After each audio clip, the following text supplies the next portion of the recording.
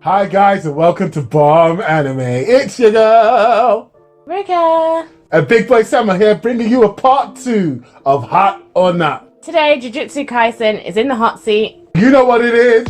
Let's get right into it. So I don't know why we're doing a part 2 on Jujutsu Kaisen. I kind of feel like the internet has already spoken. We already know what this is going to be, but okay, we still got our own opinions about what are you on about, fam? You literally said it was the best anime of the year last year after watching episode 1. What are you talking about, bro? Like, I'm going to judge this anime, mate. I can't even be straight about it. I'm going to judge this anime on its integrity and whether I feel it's hot or not. I will give it the due diligence it needs in order to make sure that we give our viewers actual content they deserve. Okay, you know what? Let's talk about Gojo. Gojo, for me, he's not my favorite character, but he's definitely up there. In terms of characterization, they've given us enough mystery about him for us to want to know more about him, while teasing us with super cool moves and awesome fight scenes and great political drama. He is, in his own right, a main character, and he's not the main character. I actually disagree. I don't think he's a main character at this point. I haven't read any of Jujutsu Kaisen. So for an anime only, I would say he's not like a main character. But yeah, what I've seen of Gojo so far, I do really like. He clearly is way above a lot of the people that we have seen here.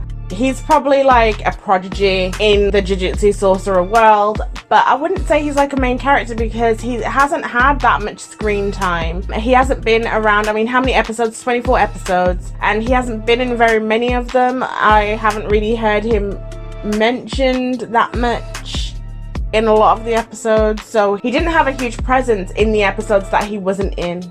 Okay, you know what? I'll level with you. I'm a bit of a fanboy right now. And I'm just excited that he can make stuff disappear really cool. So you're right. If I step back and think about it, he's more like a Beerus character from Dragon Ball Super. That kind of character who is super OP, but not the main focus of the story. Yeah. But it's like... I know about Dragon Ball Z.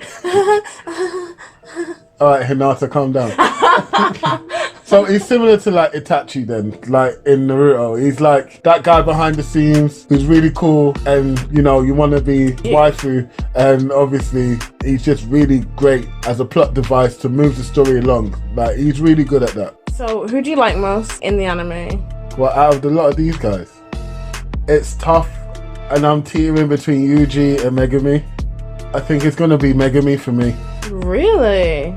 Yeah, he's my favorite character so far that I've seen, because I think it's when Sukuna saw that he had potential and we didn't realize it until we kept going through the stories and seeing how well he adapted to the weapons and using his skill and stuff like that. I think that's what did it for me, that he's so untapped that he's actually going to be a banger, and I like that kind of story. What about you? Who's your favorite?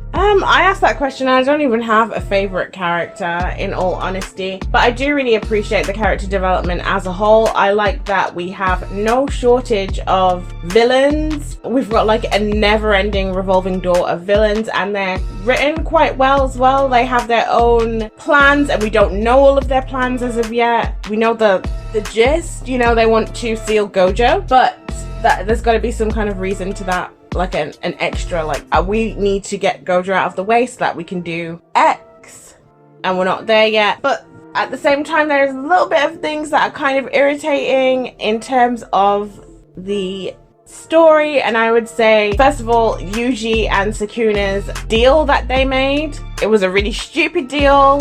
he had no conditions on the deal that he made. So I actually thought I had missed something, and I had to watch the episode again just to see if I had missed something, but I didn't. It was just a really crap deal. Okay, yes, I know he got brought back to life, but come on, chances are that would have been part of the deal anyway. If you know that you're going to have to make a contract with this guy and you really don't know what he has planned, then at least sweeten the pot for yourself. And why be so arrogant about it, like you really thought you were going to beat Sukuna? You've literally just learned about cursed spirits. You've literally just gotten your, you know, powers or whatever, and you think you could beat basically the father of curses. Yeah, it was a little bit short-sighted of Yuji there, and I agree. Like yourself, I did look back on it and was like, nah, my guy's not that dumb, fam. Clearly he is. But I just chalked it up to stupid main character syndrome, which a lot of animes have, so it helped the plot go along. It brought him back to life. We got such banging episodes afterwards. That is true, but it felt out of character because he wasn't acting like that beforehand, and I haven't seen him act like that afterwards. I disagree. He was quite reckless in the beginning, so it's just a follow-on from that. He was reckless even to the point as when he died. Like, he could have ran at any time. He could have brought Sukuna out at any time. Sukuna was itching for it, do you get what I mean? He was holding him back and keeping everyone safe rather than himself, so it fit for me. He didn't know the levels to which he could maintain control or really anything about it. Now him and Sukuna really kind of have a relationship, even though it's kind of a silent one. They do kind of understand each other at this point. It sounds like you kind of just want more screen time for your husbando, really. But it's okay. Sukuna will come out in season 2. It's alright. Oh, I've got a question for you. What do you think Gojo and like Yoshinobu's deal is beforehand? Because they obviously have some history. Calls him old man and all sorts of derogatory terms.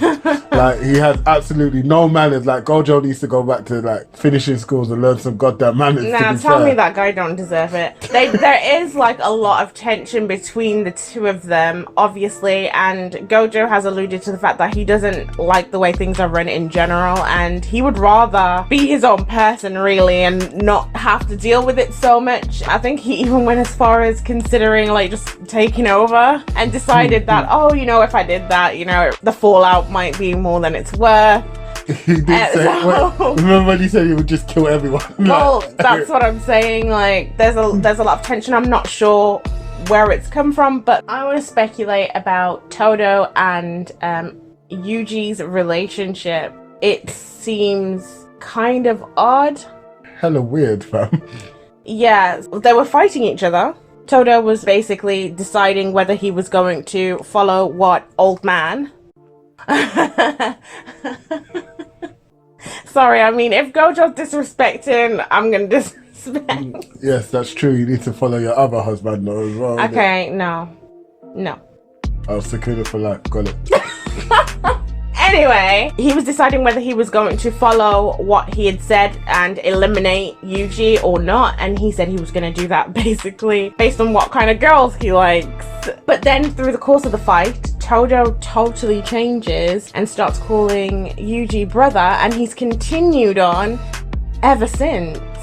Yeah, I mean, let's be honest, Todo's just a different kettle of fish, fam. He's just a weirdo. It's not just Yuji he asked this question to. He's asked every single person we've seen. Yo, what girls do you like? That's not an opener. Hi, how you doing? Oh, do you like football? You get what I mean? No, he's like, yo, what kind of girl do you want to smash, bro? And it's just a weird kind of question. But to him, it gives him insight. And whatever weirdness it is, go Yuji, I guess, for liking basic. But I'm more concerned with the brother thing, because in the fight we actually did see Todo have some flashbacks of him and Yuji together. They were really brothers, and at first Yuji was like saying yeah, brother as well, but then afterwards, like after that whole thing happened, they had a conversation in the room and Todo was like, oh brother, and Yuji like sprinted, like he was out of there, he ran off and he was like, no, I wasn't myself. So what on earth is that? What happened to them? Because at first I was just thinking, oh, that's just Todo being kind of weird. But then when we got the episode afterwards where Yuji was like, oh my god, I wasn't myself, it feels like something supernatural happened to them. Like, is it a curse? Did something happen to them during that fight that we didn't notice and we're gonna sort of hear about in season 2? Was it a little Easter egg or something? Because that's odd. Do you want to hear my theory on it? Go on. Sukuna did it. So he said, no, hear me out. I assume it might be Sukuna anyways, but my way's a bit out there. So Sukuna, being the king of curses, basically goes, I'm going to play a prank on Yuji in it. And every so often, I'm just going to warp his mind a bit and warp anyone around his mind or something. And so he put this really weird sort of homoerotic sort of thing into the whole... Homoerotic? They were calling each other brothers? Are you sick? How is that homo? How is siblings homoerotic? So he put that kind of thoughts into both their heads just as a prank. Because he's bored and he's got nothing to do inside his domain, just chilling. I disagree, and this is only because, let's be honest, Sukuna does not give a crap about Yuji. He's not interested in him. He has said basically he's only really interested in Megami, and that's probably got something to do with the last episode where the three of them were basically fighting special grade guys, the SO and the other brother, and Megami basically did his domain expansion for the first time. It seemed like it was the first time. Yeah. And then we saw a little cut to Sukuna saying, I think he said something like about time, or he said interesting. He said something like that. Yeah. And he had also said like, oh, why are you wasting your potential? And I think in the episode they even flashed back to that as well, if I remember correctly, or I just flashed back in my own head. Yeah. I think you did that. I think you flashed that. Well, either way, there's something very special about Megami that we haven't seen. Yeah, 100%. I agree with you. Like I clocked onto it myself, and I was thinking, all right, Megami. Like when he did the domain expansion, he had such a huge amount of power. It was crazy that much came out of him, sort of thing. And then he felt such a great release and like strength, and like it felt like finally, oh my god, I've been holding up all this stuff inside and now I've got it out. Like it was just weird. Like it's like he had it but he didn't know how to use it. But also on your idea of it being a mind warp, I think you're onto something there, because that actually makes more sense than it being a curse. Their minds were warped in some way by someone who clearly has a vested interest in Yuji. Could have been one of those curses as well. It might not have been Sukuna. It could have been one of the curses who infiltrated the exam thing, innit? So what do we think about this anime? So last time, I think I'm not sure, but I think I said it was hot.